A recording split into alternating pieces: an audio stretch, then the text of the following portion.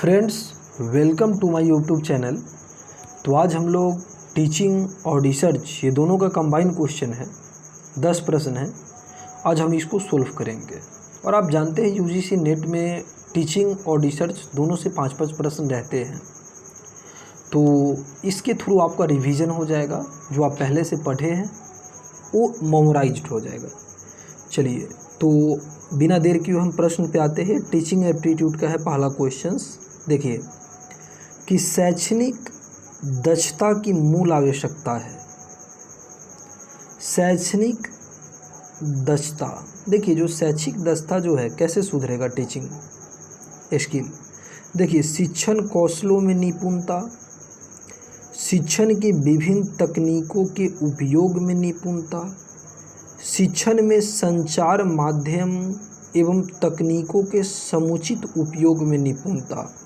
तो ये उपयुक्त सभी होगा। देखिए, क्योंकि आप जानते हैं कि शैक्षिक दक्षता जो होगा वो कब होगा, जब व्यक्ति शिक्षण कौशल उसका निपुण होगा, शिक्षण के तकनीक में उपयोग, शिक्षण का जो तकनीक है उसका यूज अच्छा से जान सकेगा, शिक्षण में जो संचार है, जो कम्युनिकेशन है, उसके माध्यमों को वह सही तरीक़ा से यूज कर सकेगा, तब तो शैक्षिक रूप से वह दक्षता उसको प्राप्त होगी। तो ये उपयुक्त सभी है। देखिए, शैक्षिक दक्षता का सामान्य अर्थ शिक्षा से संबंधित क्रियाकलापों में निपुणता प्राप्त करने से है। तो शिक्षण में क्रियाकलाप में निपुणता कब प्राप्त करेगा? शैक्षिक दक्षता की मूल आवश्यकता क्या होती है? कोई व्यक्ति शैक्षणिक क्रियाकलाप में निपुणता कब प्राप्त करे? जब वो शिक्षण कौशल में निपुणता होगा, है ना। शिक्षण की विभिन्न तकनीकों को उपयोग को जान सकेगा, उसमें वह निपुण होगा। और शिक्षण में संचार माध्यम और तकनीकों का समुचित उपयोग जान सकेगा, तब वह व्यक्ति क्या होगा, उसमें निपुण होगा। तो चलिए, ये था पहला प्रश्न। देखिए, अब दूसरा प्रश्न क्या बोलता है, ध्यान दीजिएगा मेरी बात को। दूसरा प्रश्न कहा जा रहा है, निम्नलिखित में से कौन सा कथन गलत है? मापन एवं मूल्यांकन के मध्य यानी कि बीच कोई संबंध नहीं है। तो यही गलत है। देखिए, मापन और मूल्यांकन के बीच बहुत संबंध है, दोनों एक दूसरे के पूरक हैं।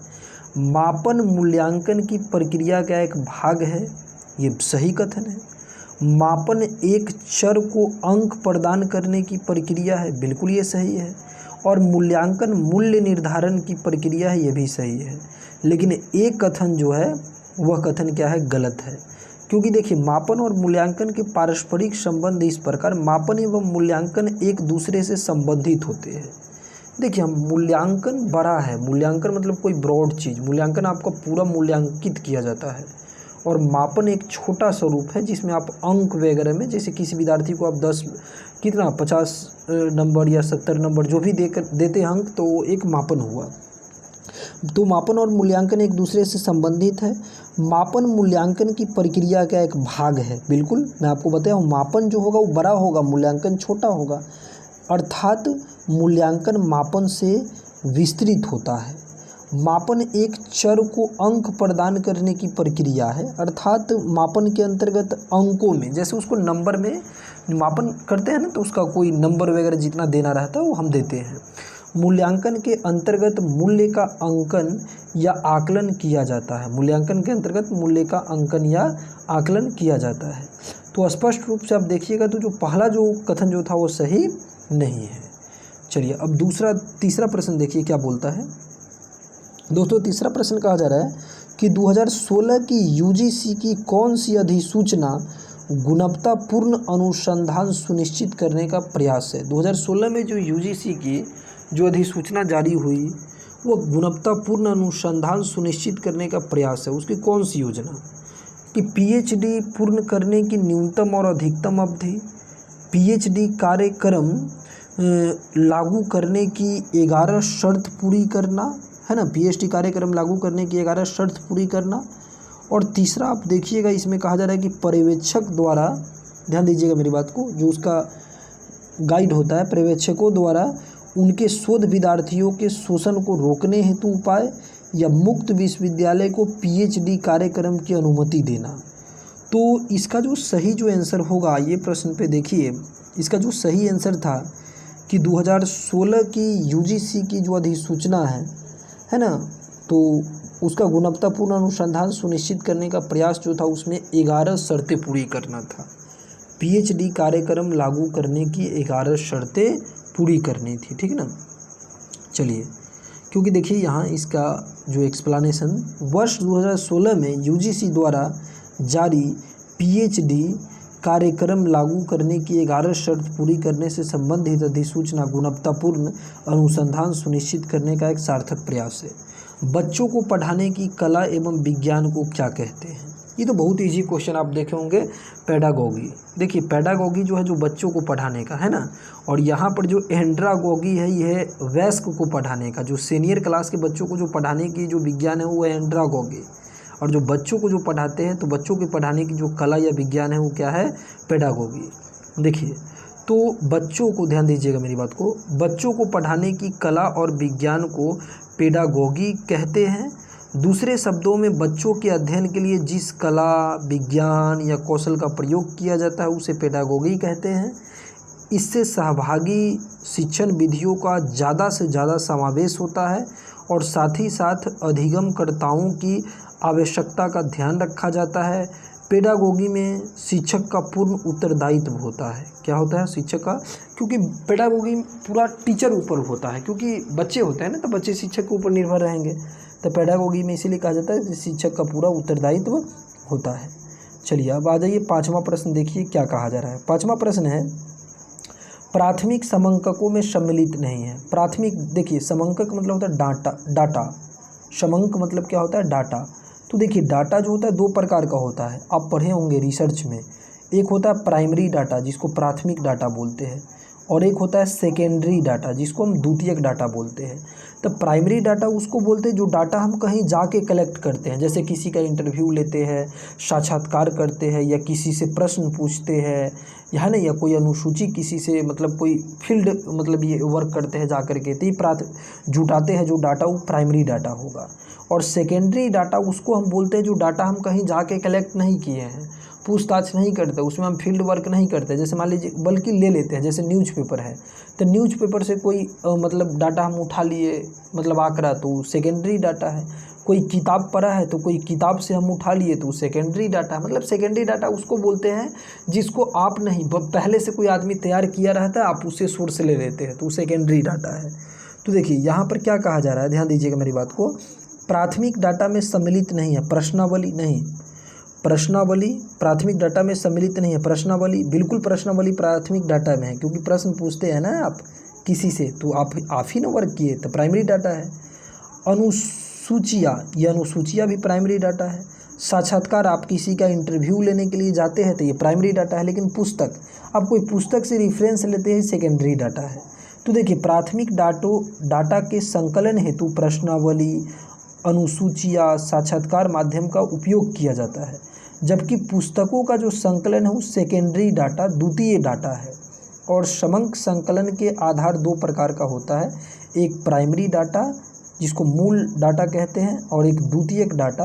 तो प्राथमिक डाटा का संकलन अध्ययनकर्ता या शोधकर्ता व्यक्तियों रूप से स्वयं उद्देश्य हेतु किया जाता है। मैं आपको बोला हूँ ना कि जो प्राइमरी डाटा जो होगा उसका अगर संकलन करेगा वो शोधकर्ता खुद करेगा, जबकि द्वितीयक डाटा का संकलन पहले से ही कोई व्यक्ति, जैसे कोई किताब उताब लिख दिया है, कोई न्यूज़पेपर छाप दिया है, कोई पहले से कोई रिपोर्ट जारी कर दिया है, तब फिर बाद से उससे हम रेफरेंस ले लेते हैं, वो कौन सा डाटा है? सेकेंडरी डाटा है। चलिए देखिए छठा प्रश्न क्या कह रहा है। छठा प्रश्न बोला जा रहा है कि निम्नलिखित में कौन शिक्षण का स्तर नहीं है, मतलब टीचिंग लेवल को नहीं। तो आपको पढ़ाए थे ना हम आपको, देखिए इस पर मैंने वीडियो बना दिया है कि टीचिंग का 3 लेवल होता है। शिक्षण का क्या गो स्तर है? 3 गो स्तर है। जैसे देखिएगा तो मेमोरी लेवल है ना, स्मृति स्तर होता है। स्मृति स्तर पर से आप देखिएगा रिफ्लेक्टिव लेवल है, आपको क्या होता है वो, यानी कि स्मृति लेवल पर से अंडरस्टैंडिंग लेवल, अवबोधन स्तर होता है, और सबसे ऊपर चिंतन स्तर होता है। तो सबसे नीचे वाला जो होता है स्मृति स्तर, जिसमें आप चीज़ों को रटते हैं, अवबोधन स्तर जिसमें आप चीज़ों को समझते हैं, और विमर्शी स्तर जिसमें आप सोचते हैं समस्याओं को, तो रिफ्लेक्टिव लेवल। लेकिन विभेदीकरण स्तर टीचिंग का स्तर नहीं है। शिक्षण का स्तर जो है विभेदीकरण स्तर नहीं है। तो अधिगम स्तर के आधार पर शिक्षण के 3 स्तर होते हैं, स्मृति स्तर, विमर्शी स्तर और अवबोधन स्तर। इस पर मैंने वीडियो बना दिया, आप देख सकते हैं, बहुत अच्छा से एक्सप्लेन किया गया है। चलिए अब आ जाइए, देखिए इसका एक्सप्लेनेशन क्या कहा जा रहा है कि स्मृति स्तर का शिक्षण उसे कहा जाता है जिसमें छात्र अधिगम की विषय वस्तु को रटने तक सीमित रखता है लेकिन अर्थ के प्रति पहचान नहीं रखता। तो छोटा क्लास में हम ज़्यादा मेमोरी लेवल का ही टीचिंग करते हैं, जब हम जूनियर होते हैं तो ज़्यादा तौर पे रटते ही हैं। और अवबोधन स्तर अंडरस्टैंडिंग लेवल किसी विषय वस्तु के प्रति पहचान कायम करने या उसकी प्रकृति को समझने में, जो हम 9th 10th में करते हैं। और चिंतन या विमर्शी वह मानसिक प्रक्रिया है जो समस्या आधारित है और यह हमें समस्या का समाधान करता है। जैसे आप बहुत सीनियर क्लास, जैसे आप PhD वगैरह करते हैं तो वहाँ पर आप जो मतलब आप खुद से समस्याओं को सोल्व करने की कोशिश करते हैं, तो चिंतन स्तर है या विमर्शी स्तर, ठीक ना। अब देखिए अगला प्रश्न काफ़ी इजी है, देखिएगा। देखिए केंद्रीय औषधि अनुसंधान संस्थान कहाँ स्थित है? तो केंद्रीय वन अनुसंधान संस्थान रहता तो देहरादून में होता, केंद्रीय कृषि अनुसंधान संस्थान रहता तो नई दिल्ली में होता, लेकिन यहाँ पर केंद्रीय औषधि अनुसंधान संस्थान, तो देखिए केंद्रीय औषधि अनुसंधान संस्थान है लखनऊ में। अनुसंधान संस्थान केंद्रीय, देखिए केंद्रीय औषधि अनुसंधान संस्थान आपको लखनऊ में है, भारतीय भूचुंबकीय संस्थान मुंबई में है, डीजल लोकोमोटिव वर्कर्स वाराणसी में है, डीजल लोकोमोटिव, और अखिल भारतीय आयुर्विज्ञान संस्थान जिसको एम्स बोलते हैं ना हम लोग, ये आपको कहाँ है? नई दिल्ली में। अखिल भारतीय आयुर्विज्ञान संस्थान आपको नई दिल्ली में है। अब देखिए जो मैं आपको बताया हूँ वही क्वेश्चन आ गया दोबारा हमारे पास। देखिए पेडागॉगी किससे जुड़ा है? पेडागॉगी ये प्रयोगशाला, बिल्कुल प्रयोगशाला से नहीं जुड़ा है, व्यायामशाला से भी नहीं जुड़ा है, पुस्तकालय से भी नहीं जुड़ा है, लेकिन पठन पाठन शिक्षण, मतलब जो बच्चों को जो हम पढ़ाते हैं, बच्चों के पढ़ाने का विज्ञान क्या कहलाता है? पेडागॉगी। तो ये पठन पाठन से जुड़ा है ना। तो देखिए पठन पाठन शिक्षण कार्य की प्रक्रिया विधिवत अध्ययन शिक्षा शास्त्र पेडागॉगी कहलाता है। शिक्षा शास्त्र जो है जो क्या कहलाता है? पेडागॉगी कहलाता है, शिक्षा शास्त्र, है ना। और इससे अध्यापन की शैली और नीतियों का अध्ययन किया जाता है। क्या है? इससे अध्यापन की शैली और नीतियों का अध्ययन किया जाता है। देखिए निम्नलिखित में से फलनांक, ध्यान दीजिएगा, निम्नलिखित में से फलांक की त्रुटि कौन सी है? निम्नलिखित में से फलांक की त्रुटि कौन सी है? देखिए स्थान त्रुटि, स्थिर यानी कि अचर त्रुटि, प्रत्युत्तर की त्रुटि या प्रत्याशा त्रुटि। तो इसमें हो जाएगा प्रत्युत्तर की त्रुटि। फलांक की त्रुटि प्रत्युत्तर की त्रुटि है क्योंकि इसके द्वारा ही सर्वेक्षण, शैक्षणिक मुद्दे आदि का निराकरण किया जाता है। अब देखिए 10वां प्रश्न क्या कहा जा रहा है, बहुत इजी प्रश्न है ये। देखिए कहा जा रहा है कि निम्नलिखित कथनों को पढ़िए। शिक्षण की प्रभावशीलता शिक्षक के विषय के समझने पर निर्भर करता है। सही उत्तर को चुनना है। क्या आपको लगता है कि शिक्षण की जो प्रभावशीलता है वो शिक्षक के विषय को समझने पर निर्भर करता है? दूसरा, शिक्षण की प्रभावशीलता शिक्षक के व्यक्तित्व पर निर्भर करता है। तीसरा, शिक्षण की प्रभावशीलता शिक्षक की लिखावट पर निर्भर करता है। चौथा, शिक्षण का मुख्य उद्देश्य छात्रों को सोचने की शक्ति का विकास करना है। तो देखिए इसमें जो सबसे बेस्ट ऑप्शन होगा वो होगा छात्र के हित में। जैसे जो सबसे बेस्ट ऑप्शन होगा वो होगा, जैसे देखिए इसमें सबसे बेस्ट ऑप्शन कौन है? शिक्षक की जो आप देखिएगा तो इसमें जो सबसे बेस्ट ऑप्शन है ए और डी है ना। अगर आप देखिएगा तो इसमें जो सबसे बेस्ट ऑप्शन जो है, जो कौन सा ऑप्शन है? ए और डी। देखिए तो ए और डी जो ऑप्शन जो है, जैसे ए और डी ऑप्शन, तो ए और डी मैंने क्यों माना बेस्ट? देखिए क्योंकि शिक्षण की प्रभावशीलता शिक्षक के विषय को समझने पर, मतलब टीचर के पास अपने विषय का जितना समझ होगा बच्चों को उतना बेहतर पढ़ा पाएगा। तो ये तो सही है। और शिक्षण की प्रभावशीलता शिक्षक के व्यक्तित्व, मान लीजिए शिक्षक का व्यक्तित्व बहुत अच्छा है, शिक्षक का व्यक्तित्व बहुत अच्छा है लेकिन विषय क्या उसको समझ नहीं है, उसको अपने सब्जेक्ट का नॉलेज नहीं है, तो खाली व्यक्तित्व रहने से वो अच्छा टीचिंग कर पाएगा? नहीं, तो गलत है।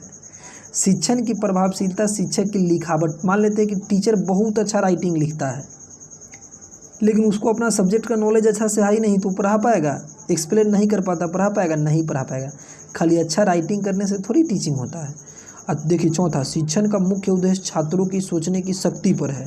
तो बिल्कुल, जब शिक्षण का मुख्य उद्देश्य क्या होता है, हम इसीलिए टीचिंग करते हैं ताकि बच्चा क्या कर सके, अपने सोचने की शक्ति का विकास कर सके। तो ए ऑप्शन और डी ऑप्शन बिल्कुल सही होगा। तो इसका आंसर क्या होगा? सी। मैं आपको बोला हूँ जो सबसे बेस्ट ऑप्शन होगा, जो सबसे बेस्ट ऑप्शन होगा वही होगा। जैसे देखिए और यहाँ पर क्या कहा जा रहा है कि शिक्षण की प्रभावशीलता, ध्यान देना मेरी बात को, शिक्षण की प्रभावशीलता शिक्षक के विषय को समझने पर निर्भर करती है और शिक्षण का मुख्य उद्देश्य छात्रों को सोचने की शक्ति पर निर्भर करता है। चलो तो ठीक है, ये वीडियो कैसा लगा बताना। अगर इस टाइप से अगर क्वेश्चन सोल्व करते हो, समझ में आती है तो ठीक है, मैं फिर बनाते रहूँगा वीडियो वगैरह। ठीक है, धन्यवाद, थैंक्स फॉर वॉचिंग।